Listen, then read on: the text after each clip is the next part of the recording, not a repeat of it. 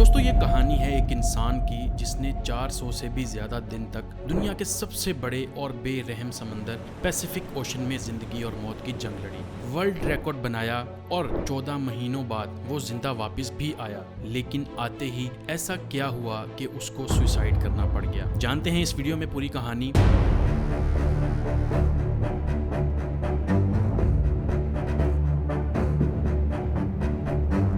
Pacific ocean का नाम सुनते ही लोगों को पसीने आ जाते हैं। देखें, पूरी दुनिया में 71% पानी है जो डिवाइडेड है 4 ओशंस में, जिनके नाम हैं Atlantic, Pacific, Indian and Arctic. सबसे बड़ा ओशन पैसिफिक है। ये इतना बड़ा है कि जमीन का खुश्क हिस्सा जो 165 मिलियन स्क्वायर किलोमीटर बनता है, ये अकेला ओशन 148 मिलियन स्क्वायर किलोमीटर को निगल सकता है। इस ओशन पर कुछ ही आइलैंड्स हैं जो बहुत ही छोटे हैं और कुछ तो ऐसे आइलैंड्स हैं जिन पर आज तक कोई इंसान जा भी नहीं सका। अब अगर गलती से भी कोई इंसान पैसिफिक ओशन में गुम हो जाए तो उसको ढूंढना तकरीबन नामुमकिन है। पैसिफिक ओशन में 14 महीनों तक जिंदा रहने वाले इंसान का नाम था होजे सल्वाडोर अल्वारेंगा। इस इंसान के पास 7 फुट की छोटी सी बोट थी जिस पर सीधा लेटा भी नहीं जा सकता था सही से, और ये बंदा 1 साल से भी ज्यादा इस बोट पर जिंदा भी रहा, समंदर की बेरहमी का भी मुकाबला किया और वर्ल्ड रिकॉर्ड भी बनाया जो आज तक कोई और इंसान तोड़ भी नहीं सका। होजे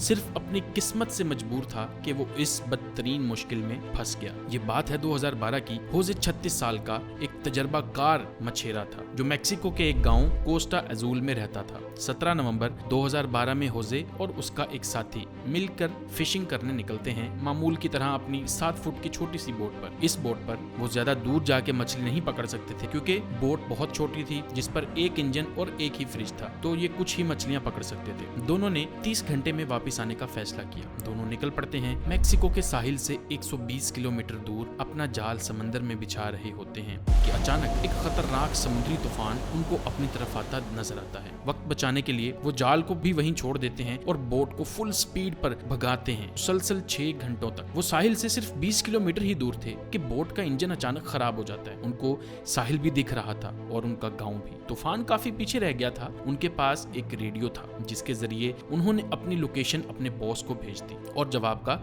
इंतजार करने लगे। किस्मत इतनी खराब निकली कि रेडियो की बैटरी भी डेड हो गई। एक तरफ वो साहिल को देख रहे थे, दूसरी तरफ अपनी तरफ आते तूफान को जो इतनी शिद्दत से आ रहा था मानो इनको जिंदा ही निकल जाएगा। तूफान के साथ हवाओं की शिद्दत इतनी तेज थी कि उनकी बोट साहिल से दूर होने लगी। कुछ ही देर में साहिल भी मंजर से हट गया और तेज लहरें इनको दूसरी तरफ खींचने लगी। इनके बॉस तक जब वो मैसेज पहुंचा तो बहुत देर हो चुकी थी। चनाचे उसने एक सर्च पार्टी भेजी इनको ढूंढने के लिए, लेकिन हर गुजरते लम्हे होजे की बोट दूर से दूर होती गई। तूफान की शिद्दत की वजह से ये लोग ना तो कुछ देख पा रहे थे और ना कुछ समझ पा रहे थे कि अब वो किस जगह पर हैं और साहिल किस तरफ है। हैरानी की बात यह है कि सिर्फ 5 ही दिन में इनकी बोट साहिल से 450 किलोमीटर दूर पहुंच चुकी थी। छोटी बोट होने की वजह से इनको ढूंढ पाना और भी मुश्किल हो रहा था। ना इनके पास कोई फ्लेयर गन थी, ना इनके पास कोई ऐसी चीज थी आग लगाने के लिए ताकि ये धुएं से किसी को सिग्नल देके बुला सके। दोनों एक दूसरे को देखकर मन ही मन में सोचने लगे कि शायद अब बचना मुश्किल है। 2 दिन पहले ही खाना भी खत्म हो चुका था। मछली पकड़ने के लिए भी उनके पास अब कोई साजो सामान नहीं था क्योंकि जाल वो पहले ही छोड़ के आ चुके थे। दोनों का भूख से बुरा हाल था कि अचानक एक परिंदा उनकी बोट पर आकर बैठ जाता है। ये दोनों एक दूसरे की तरफ देखते हैं और एकदम से उस परिंदे पर हमला कर देते हैं, लेकिन उसको पकड़ नहीं पाते। दोनों को पता था कि हो सकता है परिंदा फिर आए। कुछ ही देर में एक और परिंदा आता है। इस बार दोनों बहुत तरीके से उसको पकड़ने का प्लान करते हैं और आखिरकार वो कामयाब हो जाते हैं और इस तरह दोनों अपनी भूख मिटाने के लिए बोट पर आने वाले परिंदों से अपना गुजारा करते हैं। समंदर का खारा पानी पीने से इंसान की मौत हो सकती है। इस वजह से उन्होंने बारिश के पानी को प्लास्टिक की बोतल्स में स्टोर करना शुरू कर दिया जिसको पीकर वो जिंदा रहते थे। लेकिन जब बारिश ना पड़ती तब वो प्यास बुझाने के लिए मछलियों और टर्टल्स का खून पीते थे, लेकिन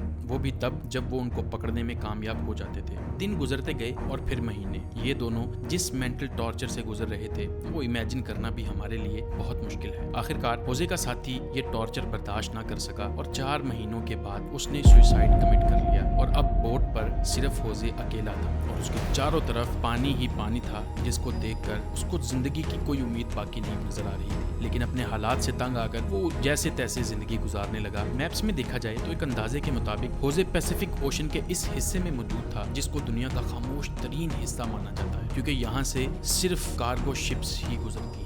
मेक्सिको के साहिल को छोड़े 6 महीनों से भी ज्यादा हो चुके थे और इस दौरान होजे ने अपने साथी को भी खो दिया था। इस वजह से वो काफी ज्यादा फ्रस्ट्रेट हो चुका था। एक दिन होजे को दूर समंदर में एक कार्गो शिप नजर आती है। पिछले 6 महीनों में ये पहली शिप उसको नजर आई थी और ये मंजर देखते ही उसमें जिंदा रहने की उम्मीद फिर से वापस आ गई। होजे ने कार्गो शिप की तरफ हर मुमकिन इशारा करने की कोशिश की, लेकिन बदकिस्मती से शिप इतनी दूर थी कि होजे को वो ना देख सके और देखते ही देखते होजे की नजरों से वो शिप भी गायब होने लगी और वो ये सोचने लगा कि शायद मेरी किस्मत में मरना ही लिखा है। दोस्तों जरा सोचें, 6 महीने तक आप दुनिया की ऐसी जगह पर टक हो जहाँ पर आपको दूसरा इंसान भी नजर नहीं आता, और अगर एक लंबे अरसे के बाद आपको कोई दिखे लेकिन वो आपको ना देख सके और गुजर जाए तो आपको कैसा लगेगा। 11 महीनों के बाद होजे अपनी इस छोटी सी बोट पर 8000 किलोमीटर ट्रेवल कर चुका था। उसके कपड़े भी फट चुके थे और उसके पास खुद को सनलाइट से बचाने के लिए सिर्फ एक अंडरवेस्ट ही बची। आखिरकार वो घड़ी आ गई जब किस्मत होजे पर मेहरबान हुई। 30 जनवरी 2014 को, यानी पूरे 14 महीने के बाद, होजे ने आसपास पानी में नारियल तैरते हुए देखे तो वो समझ गया कि ये इस चीज की निशानी है कि पास में कोई आइलैंड है जहाँ से नारियल गिरकर तैरते हुए उसको नजर आ रहे हैं। और थोड़ी ही देर बाद उसको हकीकत में एक आइलैंड नजर आता है, लेकिन उसको डर था कि ये आइलैंड भी कहीं उससे मिस ना हो जाए। इस वजह से वो पानी में खुद गया और स्विम करके आइलैंड पर पहुंच गया। पिछले 14 महीनों में होजे ने पहली बार किसी जमीन पर कदम रखा था और जब वो आइलैंड पर पहुंचा तो वो एक मंजर देखकर ज़ारो कतार रोने लगा। उसको एक छोटा बीच हाउस दिखाई दिया जिसमें वहाँ के लोकल्स मौजूद थे और पिछले 438 दिन में होजे का पहली बार किसी इंसान के साथ कांटेक्ट था। ये आइलैंड मार्शल आइलैंड्स का एक रिमोट आइलैंड था जिसको इबोन अटोनी कहा जाता है और ये आइलैंड होजे के स्टार्टिंग पॉइंट से 11,000 किलोमीटर दूर था। होजे की किस्मत अच्छी थी कि वो आइलैंड के करीब पहुंच गया खुद से, वरना होजे से अगर ये आइलैंड मिस हो जाता तो अगला स्टॉप उसका फिलीपींस में होता, जो इस आइलैंड से भी 5,000 किलोमीटर दूर था। होजे को वहां से अपने घर वापस भेजा गया और पहुंचते ही वो एक और मुसीबत से गिर गया। वापस पहुंचने पर होजे ने 438 दिन के नाम से एक बुक भी पब्लिश की, मगर होजे पर अपने साथी को मारने का इल्जाम लगाकर उस पर केस कर दिया गया। वही साथी जिसने होजे के मुताबिक सुसाइड किया था। इतना कुछ देखने के बाद जिंदा वापस आने वाला शख्स जो अपनी सफाई बयान ना कर सका और उसको जेल भेज दिया गया, होजे ने परेशान आकर सुसाइड कमिट कर लिया और इस तरह से ये स्टोरी कंप्लीट होती है। उम्मीद है आपको ये वीडियो पसंद आएगी। अगर इस तरह की मजीद वीडियोस आप देखना चाहते हैं हमारे चैनल को सब्सक्राइब कर लीजिए। आपसे मिलते हैं अगली वीडियो में। अल्लाह हाफिज।